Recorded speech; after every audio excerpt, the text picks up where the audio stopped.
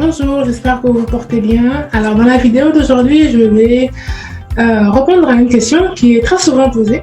Alors, on va parler de est-ce qu'il est nécessaire de parler anglais pour pouvoir se lancer dans la programmation informatique. Alors, c'est vrai que je crois que chacun a sa propre réponse par rapport à ça.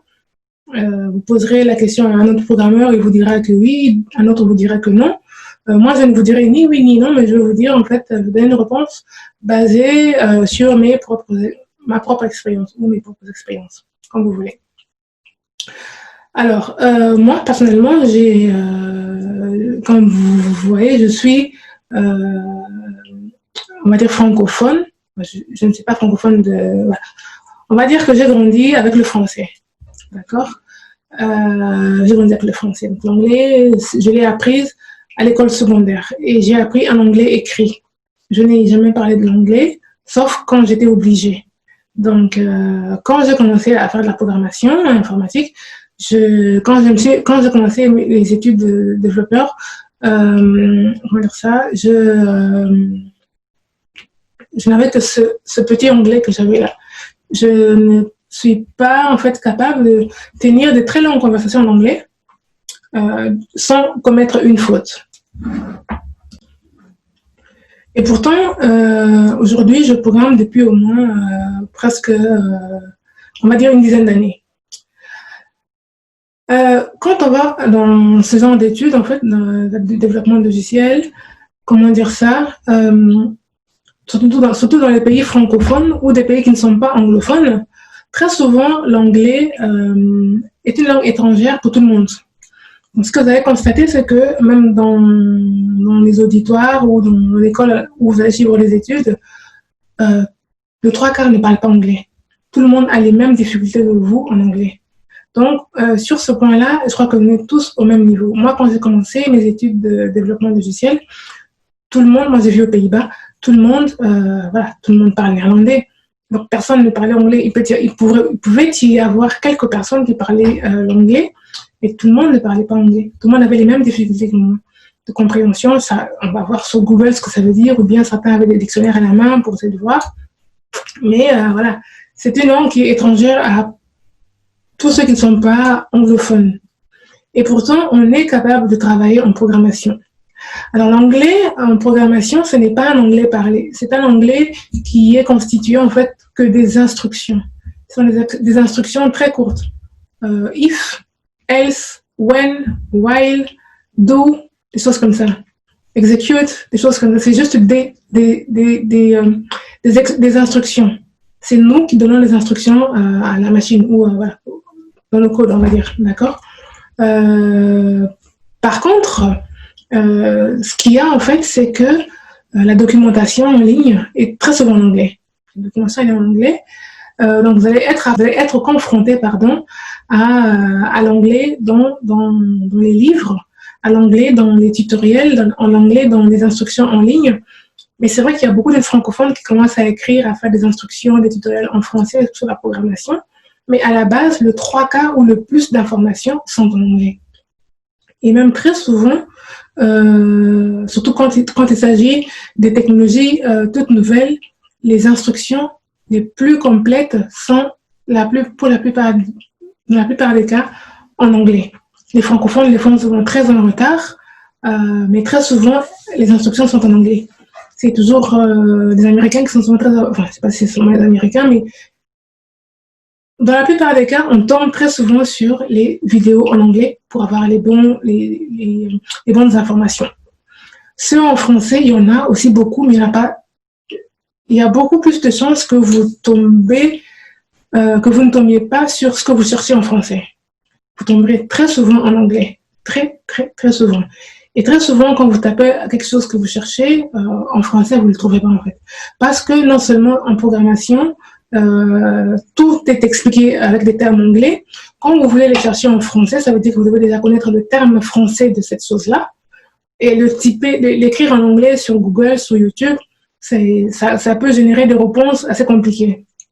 Donc, en bref, vous allez être confronté à l'anglais dans les livres, en anglais, dans vos recherches sur Internet. Parce que dans la programmation, la plupart du temps, on fait nos propres recherches pour résoudre les problèmes. Parce que les problèmes, en fait, il n'y a pas de solutions déjà faites qui vous attendent, en fait. Non, il y en a pas. La plupart des solutions, vous devez réfléchir et essayer de voir dans quelle direction aller. Et très souvent, il faut faire des recherches sur Internet, voir si quelqu'un peut te montrer une direction quelconque ou s'il y a... Voilà. Dans la plupart des cas, c'est des recherches. D'un côté, ce sont des recherches. De l'autre côté, c'est votre créativité. Et voilà, on ne sait pas tout. On ne sait pas non plus tout en une fois. Donc, on doit faire des recherches. Et pendant qu'on fait des recherches là, on tombe souvent sur des sites comme Stack Overflow ou alors des sites web comme... j'ai oublié les noms. Il y a beaucoup de sites web, en fait, qui donnent... où vous voyez les gens qui ont posé les mêmes questions que vous. Mais la plupart de ces questions sont posées en anglais et très souvent, il y a des réponses là. Sur Stack Overflow, il y a beaucoup de réponses sur beaucoup de choses, les mêmes difficultés. Souvent, vous tombez sur une erreur dans votre programme, vous ne comprenez pas d'où vient l'erreur. Pourtant, vous avez fait tout ce que vous deviez faire, mais il y a cette erreur qui arrive. Mais l'erreur, vous l'apprendrez pas en fait à l'école, on va dire. À l'école, on vous apprend 2-3 trucs, mais les obstacles, voilà, c'est à vous de découvrir comment vous en sortir. Et vous allez sur Internet faire des recherches. Déjà, l'erreur que vous avez eue, c'est imprimé en anglais déjà. Donc, faire une recherche d'une erreur en anglais en français, c'est quand même assez... c'est vraiment un challenge, quoi. Donc, dans la plupart des cas, vous allez tomber sur des vidéos en anglais. Donc, c'est un peu pour vous dire comment est-ce que vous allez devoir affronter l'anglais. C'est dans ces choses-là, dans les recherches et dans des choses très pratiques. Donc, moi, je peux vous dire que vous n'avez pas forcément besoin de savoir parler anglais, mais savoir lire l'anglais ou savoir écouter l'anglais, ça, c'est très, très important. Donc, mais avec le temps, vous allez de fil en aiguille pouvoir vous exprimer, même avec beaucoup d'erreurs en anglais. Moi, c'est comme ça que j'ai développé mon anglais, en fait. J'avais des bases terre à terre, mais à force d'être tellement confrontée à ça, voilà, finalement, j'étais obligée de faire des phrases, en fait, quand je cherche quelque chose, ou bien finalement, je peux trouver quelqu'un qui veut bien m'aider, et la personne ne parle qu'anglais. Et donc, il faut bien que je puisse exprimer ma question en anglais. Donc, ce que je faisais, j'allais sur Google Translate, je vais écrire ma question en français, je vais la copier, je vais la coller. Et voilà, et donc la personne me répond en anglais, je la prenais, je la collais, je vais la remettre sur Google, essayer de comprendre ce que la personne veut dire, mais c'était vraiment un jonglage. Donc, l'anglais, lire l'anglais, ça va vraiment beaucoup vous aider. Et pouvoir écouter l'anglais, comprendre l'anglais, ça va aussi beaucoup vous aider. Donc, le parler n'est pas forcément important. Le parler, vous pouvez être muet et être programmeur, pas besoin de parler. C'est de toutes les façons, quand on programme, on ne parle pas beaucoup. Donc, maintenant, quand vous êtes sourd, bon, on va parler des ceux qui, je parle en fait de ceux qui peuvent m'écouter déjà, excusez-moi. Si vous avez des oreilles pour entendre et une bouche si vous savez entendre avec vos oreilles et que vous savez parler avec votre bouche, et que vous savez écrire avec vos mains, alors, faut savoir que l'anglais parler n'est pas important. Il arrive très souvent que vous ayez besoin d'aller dans des conférences pour, quand Microsoft fait des conférences, des choses comme ça, ou des conférences, ou des réunions de programmeurs, ou des réunions quelconques. Moi, j'y vais souvent, et là-bas, tout le monde parle anglais. Et là, tu te rends compte, en fait, il y a des francophones aussi qui parlent anglais. C'est vrai que les francophones, on se reconnaît très souvent parce qu'on a souvent cet accent anglais là derrière. Mais bon, c'est à des endroits comme ça qu'il est vraiment important de pouvoir faire l'effort, de pouvoir s'exprimer quand même en anglais. Mais ce n'est pas indispensable. Avec le temps, à force de vous entraîner comme ça, parce que moi je sais en fait, parce que j'ai moi-même expérimenté.